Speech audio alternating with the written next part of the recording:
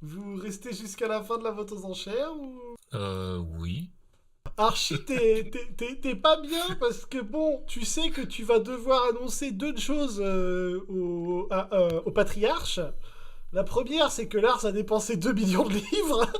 Et la deuxième, c'est qu'en plus, il a accumulé une dette de 500 000 livres auprès d'autres nobles londoniens. D'ailleurs, Archie, je me souviens plus. On avait dit que 2 millions, c'est ce qu'il y avait dans les caisses, tout compris? Oui. Ah d'accord, moi, je pensais que c'était juste qu'on s'était dit comme budget pour dépenser à la vente. Non, c'est l'argent de la famille tout entière, oui. Ah, Mais genre, les coffres ou le patrimoine entier? Enfin, je pense qu'il va falloir qu'on revende quelques trucs du patrimoine. Je m'attendais que tu dises 1,5 million ou 2 millions. Mais il a dit 1,5 million. Fallait que ça ait l'air un peu persuasif, quoi. Ah bah oui. Pour l'instant, Archie, on a plusieurs gens. Rose a entendu des choses inquiétantes. ils veulent nous abattre à la c'est-à-dire sortie. Ah. Ils se sont déjà positionnés. Moi, je vais essayer de faire un signe à une certaine personne, du coup. Il te regarde dans un premier temps intrigué, puis observe un peu les gens qui sortent et hoche la tête en signe de compréhension. Donc, vous m'avez vu faire un signe à, concrètement, le représentant de l'Empire français. Mais oui, c'est vrai qu'il était en vert. Donc la vente aux enchères continue, mais a perdu énormément de sa saveur. La carte est acquise par le père Osborne et les pierres noires également. Archie, tu as dû noter le nom de 10 familles qui ont fait des prêts à la famille Lennox. Sachant qu'il reste encore une vingtaine de tomes à récupérer. À 2,5 millions le tome, on n'est pas rendu un. L'homme habillé de vert, voyant que la salle commence à se vider, se dirige à votre rencontre dans une démarche assez élégante. Il parle en anglais avec un accent français assez... un faux accent, c'est-à-dire qu'il le force de l'accent français. Dites-moi, Rose, pourquoi avez-vous insisté pour que je ne sorte pas? Non, je voulais juste vous prévenir que dehors, Monsieur Morgan était parti avec sa sécurité, qu'il fallait peut-être pas se trouver au mauvais endroit au mauvais moment. Vous pensez qu'il sera assez fou pour tenter quoi que ce soit ce soir? Ah bah, je l'ai littéralement entendu dire, en ce qui concernait le jeune maître, abattez-le à la sortie. Monsieur Lennox O'Connell Lars, si je ne m'abuse. Lui-même. Et à qui ai-je l'honneur, Rose? Tu as des amis que tu ne nous as pas présentés? Oh, pardonne-moi. Vous pouvez m'appeler Monsieur Gauthier. C'est un représentant de l'Empire français. À mes heures perdues seulement. Enchanté, monsieur. Oh, cela faisait très longtemps que je ne vous avais pas vu. La dernière fois, vous étiez avec... Oui, avec le duc. Monsieur le Duc, voilà. Vous m'avez tout l'air d'être handicapé pour gérer une situation conflictuelle pour ce soir. Oui, c'est le moins qu'on le puisse dire. Si vous le permettez, je peux vous offrir la sécurité eh bien, de ma patrie pour la nuit. Et en échange, Un entretien privé lorsque les jours seront plus calmes au sujet d'un certain seigneur Batal. Vous aussi, vous en avez entendu parler. Des rumeurs et j'aimerais que celle-ci me soit davantage expliquée, mais ce n'est ni le lieu ni l'endroit. Très bien. Ne suivez personne d'autre que Monsieur Murdoch. Le service de sécurité de ces lieux laisse franchement à désirer. Qu'est-ce qui vous fait croire qu'on peut lui faire confiance? confiance, c'est... Non, bien sûr que non, mais si on a des intérêts en commun, autant en Oui, profiter. rien. De ce que j'ai compris, il se méfie de Morgan. L'Empire français pourrait aussi nous dépanner Vous auriez pas du ça livre sans... 2. Non, mais 500 vous 000 allez... livres. Est-ce que vous en pensez, Archie? Tous ces nobles loyaux réussiront à couvrir nos dépenses? J'ai foi en eux. Après tout, il y a une sacrée contrepartie en échange. D'ailleurs, à propos de cette contrepartie, quelle est-elle exactement? Oh, quelques voix à la chambre des lords. Rien de plus. Une broutille, monsieur, une broutille. Vous êtes sûr que ça va aller, Archie, à votre retour? Oui, oh, c'est pour ça que j'ai besoin d'un verre. Ah vraiment, grand-père a toujours eu foi en vous, Archie. J'ai bien peur que quelques coups de ceinture m'attendent au retour. Coup de ceinture. Vous avez une relation un peu spécifique. bizarre, mais j'ai déjà vu, hein, je juge pas. Écoutez, s'il le faut, moi j'irai voir papy et je lui dirai qu'il est hors de question de punir ce fidèle Archie. Je vous laisserai parler au duc. Bon courage. Monsieur Murdoch revient vers vous, l'air épuisé. Il vous emmène à un bureau où il y a marqué French représentante. Monsieur Gauthier regarde à la fenêtre alors que le blizzard s'abat sur Londres. J'ai une bonne et une moins bonne nouvelle. La bonne nouvelle, c'est que je suis à même de vous protéger des hommes de Monsieur Morgan. Et la moins bonne? Je ne vois strictement pas ce que je pourrais faire contre Monsieur Morgan. Ah. Cet individu est très déterminé. Cela va faire une demi-heure qu'il est planté sous ma fenêtre. Ah, Ah, quand même. Et l'Empire français n'aurait-il pas des hommes mène de régler ce problème avec Monsieur Morgan? Non, mais l'Empire français a une parfaite connaissance du réseau souterrain de Londres, puisque ce sont des architectes français qui l'ont construit. Je ne vous propose pas une sortie particulièrement glorieuse, mais rassurez-vous, mademoiselle Fleury, les égouts londoniens sont tout de même plus propres que les égouts parisiens. Bon, ça doit pas être très difficile en même temps. est-ce que vous pourriez envoyer notre cocher à la sortie? Je crains que votre cocher ne soit, comment dire, pas en état. C'est-à-dire? Eh bien, c'est-à-dire qu'il sera retrouvé probablement demain matin ivre et mort dans la neige et que la personne qui l'a remplacé est actuellement en train de conduire l'attelage à l'entrée afin de vous récupérer. Ne vous inquiétez pas, je ne compte pas vous laisser à l'abandon dans la nuit et dans la rue. Vous ne comprenez pas, j'ai un objet très précieux dans le carrosse. Vous pouvez pas récupérer un autre fusil ailleurs? Ah non, c'est ce fusil transmis de génération en génération. Le fusil est-il enregistré auprès des autorités londoniennes? Je vais passer un appel auprès de la police londonienne afin qu'ils aillent inspecter ce véhicule. Ils le mettront à l'abri, votre fusil, et vous pourrez le récupérer demain facilement. Je vous fais confiance. Diantre, mais pourquoi aurait-il sa veste, celui-ci? Je pense que nous devrions nous dépêcher de partir. Oui, dépêchons-nous. Vous pressez le pas. Vous croisez Monsieur Murdoch qui vous emboîte le pas. Il vous amène dans les souterrains, dans les sous-sols du bâtiment, jusqu'à une grande bouche en pierre. Eh bien, messieurs, si vous voulez bien utiliser vos muscles... Eh bah, quand faut y aller, faut y aller. Tu vas pouvoir faire ton test de force avec un avantage. Eh bah, ça va bien. Et avec un avantage, ça?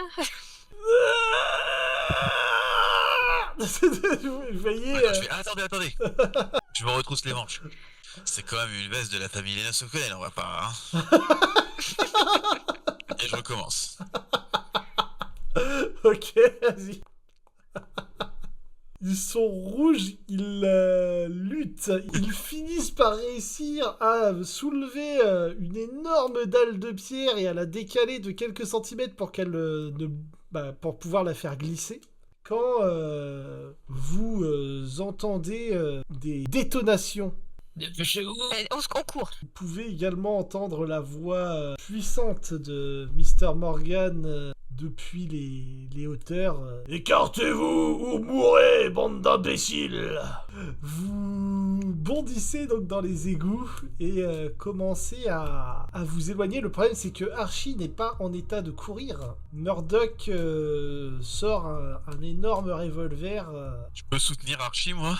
Si Je veux bien de l'aide, oui. Si tu réussis, alors un test de force ou de constitution au choix.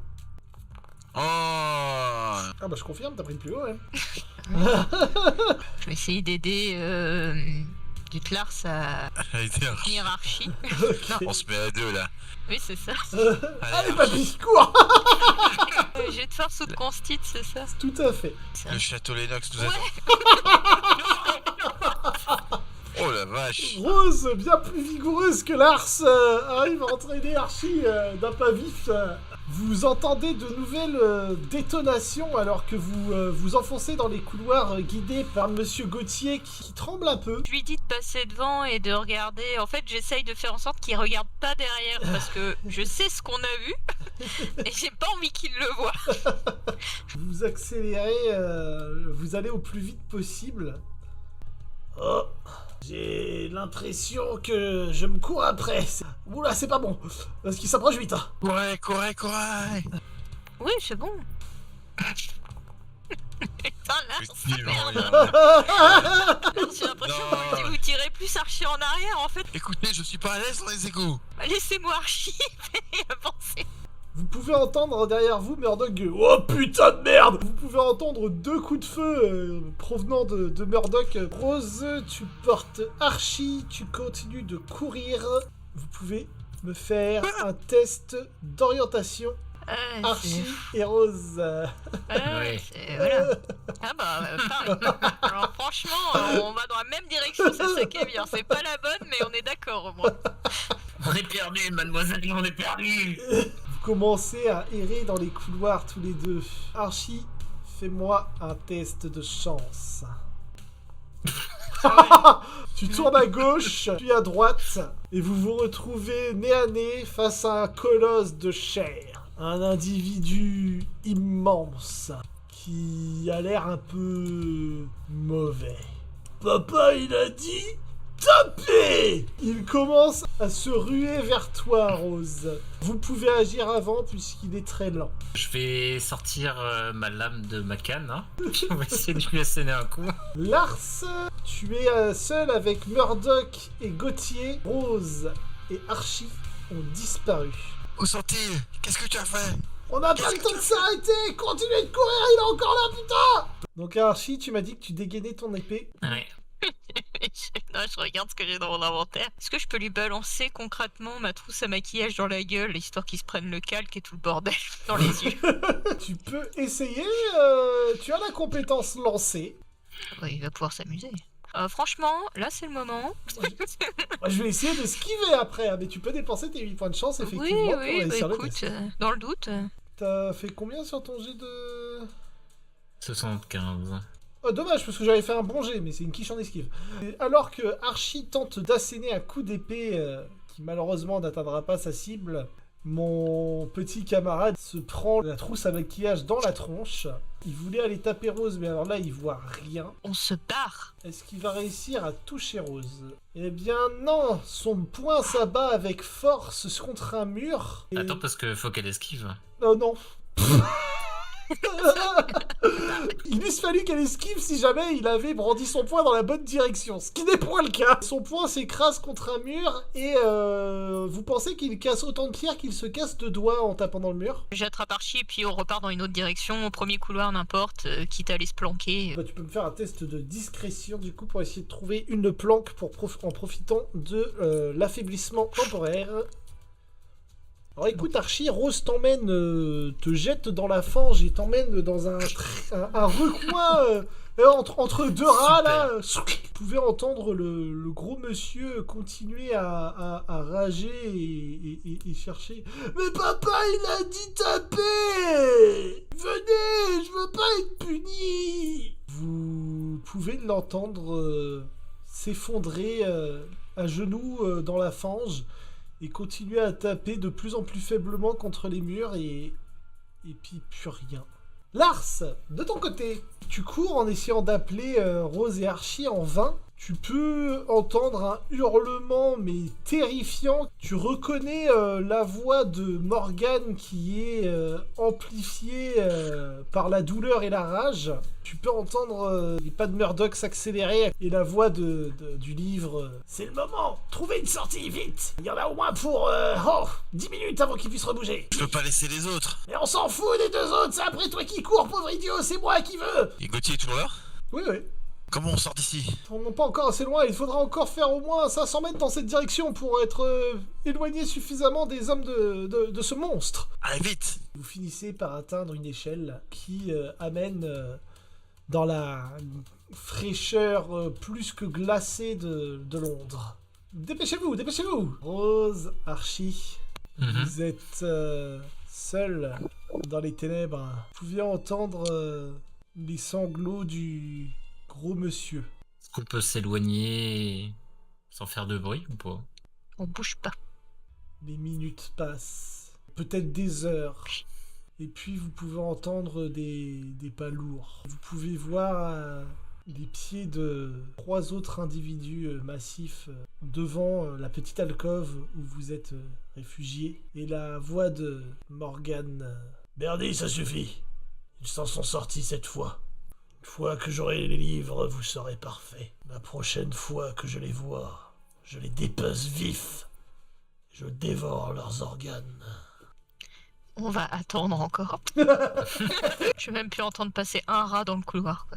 Lars, frigorifié, tu trouves refuge dans une chambre d'hôtel confortable où t'as conduit Monsieur Gauthier.